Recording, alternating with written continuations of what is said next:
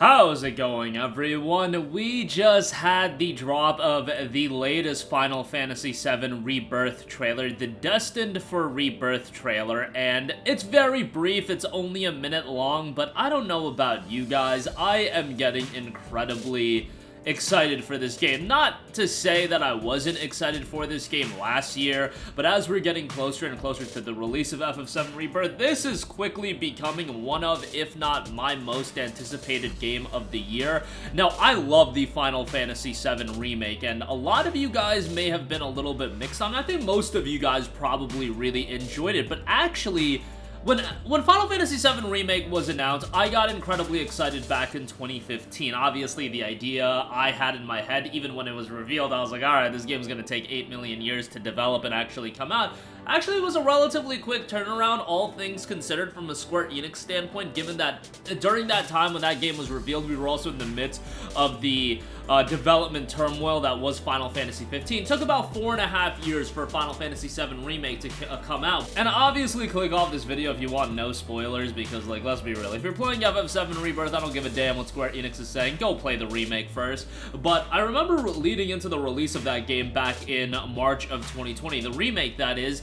And don't get me wrong, I was excited for the game, and I was like, alright, this is gonna be a lot of fun, but I was actually one of those people, and I was probably definitely in the minority of being like, okay, we're getting into the release of FF7 Remake, I'm excited for the game, but at the same time, it's a story that I've already experienced, I know what to expect, and it's gonna be fun to go through it again, but I just know what to expect from it from a narrative standpoint, and if you know me, you know Final Fantasy and its narrative is something that I am always incredibly compelled by. It's why I was so excited for Final Fantasy 15. I thought the narrative was gonna be incredibly compelling, and why ultimately that game disappointed me, but I was like, okay, they're gonna expand it a little. Well, we're only getting the initial portion of the game, and, you know, it did temper my expectations and excitement level a little bit, just because I knew what to expect, and I think when you know what to expect, it does eliminate the air of mystery. And then when we actually got to the release of the game, it came out, and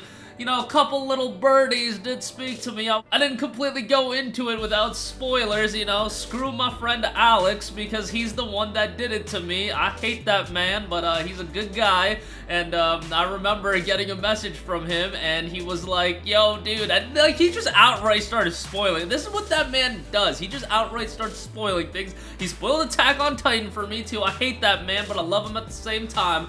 And he was like, yo, this crazy stuff happens in FF7 Remake at the end, and I'm like, bro, what's going on here? Now, I was initially, like, kind of upset at him, and then I was just like, oh my god, Final Fantasy VII Remake going a little bit off the beaten path with this storytelling, with this narrative, and that really excited me even more. The game itself was really good. I can, you know, pick apart certain things about it, but for the most part, I really enjoyed the game. Maybe some of the side content wasn't exactly blow away, but, you know, it is what it is. I thought the game was really good, and I love the twists and turns. And guess what? As a big fan of Crisis Core, seeing the return of one Zack Fair and seeing the ending scene from Crisis Core realized in a different way, we're in a new story. Like, I'm sure there's obviously gonna be all of the iconic moments from Final Fantasy VII, the original story, but there is going to be a lot of new ways it's going to unfold, and this layer of, you know, is there a different dimension, a different timeline? I'm hearing the different timeline theory a lot and how it links to Final Fantasy VII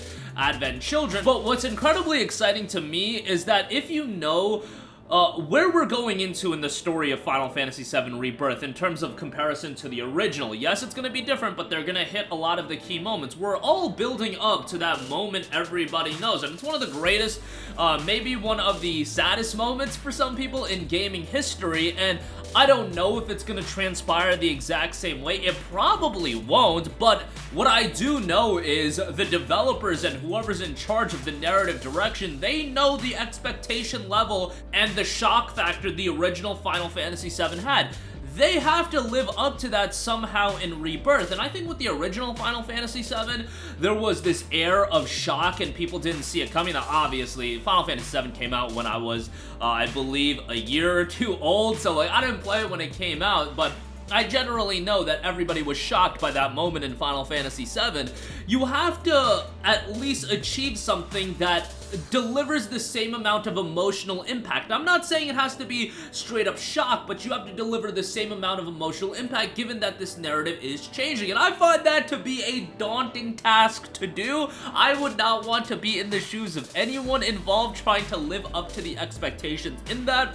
But nonetheless, for me, that element of unknown, not knowing what to expect out of 7 Rebirth, that it's not a true one-to-one conversion of the original, and it was never gonna be that given we're splitting it up into so many games, they were gonna expand it, but I never expected leading into the release of the remake that we were gonna go this wild with the story, and I know a lot of people are like, man, I just wanted the original story. The original game still exists, guys. There's the mod Echo S, it adds complete voice acting to it, ups the visuals, like, yo, you can play that original game, and sure, some people may have wanted a true one-to-one remake, not all of this craziness that's going on, but for me, I want the craziness, because either it's going to be an absolute roller coaster of a ride and everybody's gonna love it and it's gonna be very enjoyable, or maybe, you know, everybody loving it is a little bit of a stretch, but people, for the most part, are gonna enjoy it, or, you know, as tradition with Square Enix and crazy storytelling, it's gonna be a train wreck and it's gonna be very entertaining and I can laugh at it. So either way,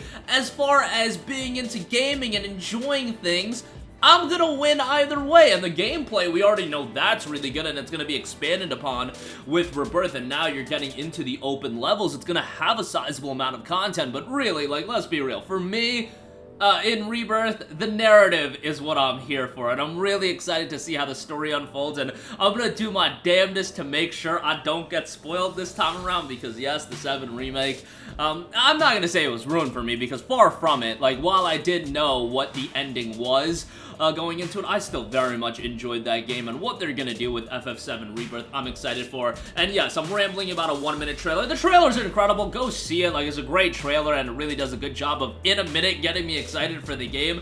And they do once again note at the end of the trailer, PlayStation 5 exclusive, not available on other formats until at least May 29th of 2024. I highly doubt it's going to hit other platforms that quickly, just because Final Fantasy 16, I imagine PC is the other platform. Final Fantasy 16 is still in development for PC, and I imagine they want to get that out first, but I think it's really whack that Sony's doing these 3-month timed exclusivities. It's whatever when they're publishing games like Rise of the Ronin, and it's a second-party title, like, you just throwing, like, whatever it is, 7-8 figures at Square Enix and be like, yo, we want this game exclusive for 3 months, and I don't know what other gimmicks are attached to the deal, but I think that's kind of lame, but whatever. I'm gonna play the game. It's gonna be awesome, and definitely for the early portion of the year, my most anticipated game. Like, even with Like a Dragon Infinite Wealth, even with P3R, Grand Blue Fantasy, Dragon's Dogma 2, Rise of Ronin, those games are great. I'm sure they're gonna be pretty good, but FF7 Rebirth is on another level, and it's really what I wanted from the FF7 remake before the remake even came out. I'm talking about us getting this crazy. I just never actually, prior to the remake coming out, I was like, that's not actually gonna happen. Like, Square Enix doesn't have the balls to do this. Like, they would get absolutely crapped on, because I saw the rhetoric online. People just wanted the original FF7. I really felt like I was on an island where I wanted things to get crazy. But I'm sure a lot of you guys are of my mindset, because once I saw how it turned out and then people reacting to it, yes, there was a little bit of pushback, but a lot of people were like, all right, let's go. We're in unknown territory now, and like, it seemed like a lot of people were excited for it. So on top of the new trailer, there were a bunch of new artwork that was posted, and also details about the game, specifically regions of the world. It was noted the world of Final Fantasy VII Rebirth is comprised of multiple regions, each boasts unique environments for you to explore. Let's take a look at a couple now. They've got Starboard Junon, an urban residential zone with the fortified metropolis overlooking the ocean, in addition to housing for Shinra personnel. High-end boutiques and restaurants line its streets. Currently, preparations are underway here for Rufus Shinra's presidential inauguration parade. Shinra 8, a Shinra cruise ship that ferries travelers between the planet's eastern and western continents. After departing the port of Junon, it heads for the resort town of Costa del Sol. As a part of the onboard entertainment, the ship players host to a Queen's Blood tournament. New characters introduced as well: Caith, Sith, and Moogle. You've got Elena as well, a lot of descriptions for all of those characters. They also go a little bit into the gameplay of Yuffie. Yuffie quickly strikes enemies with a large throwing star. The speed which she attacks allows you to charge ATB faster than most. While her throwing star is out, Yuffie can unleash a magic-infused ninjutsu to punish foes. Various abilities detailed as well. Yuffie excels at chaining her attacks together and switching their elemental affinity. Her doppelganger ability allows her to attack in tandem with her clone, enabling her to exploit enemy weaknesses even more effectively, and unique abilities as well. Hurling her throwing star at enemies allows Yuffie to keep up the pressure from a distance. While her throwing star is out, she can also pelt her foes with ninjutsu. Whatever element her target's weak against, Yuffie has a ninjutsu spell for it. Caith Sith is also introduced with various attacks and abilities. I won't go in super in-depth on that, but if you do want to know more, click the link in the description box. A lot of new information dropping for Final Fantasy VII Rebirth ahead of its release. I know some of you guys are trying to stay in the dark. Yuffie was already in the DLC, so a lot of you guys already played through that, and if you haven't, I highly recommend you to do so. Let me know your thoughts in the comment section down below. As always, sound off there. Interested to hear your guys' opinion and how excited you are for FF7 Rebirth. I imagine, like, this video isn't gonna be watched by people that didn't play the remake, so if you guys have any spoiler theories, like, yo, go nuts in the comment section. I try to stay away from, you know, spoilerino theories, but in this case, I think it's fine. But that'll do it for me. Let me know your thoughts down below. Thank you for watching, and goodbye. Hey guys, we hope you enjoyed the video, and if you did, make sure to hit the subscribe button, and if you're already subscribed, do us a favor and hit the bell icon. This way you'll be notified whenever we post a new video. That's the best way to keep up with all of our uploads, and we usually try to upload 2 videos a day. And with the bell icon hit, you'll be notified whenever we do upload a video. As always, thanks for watching.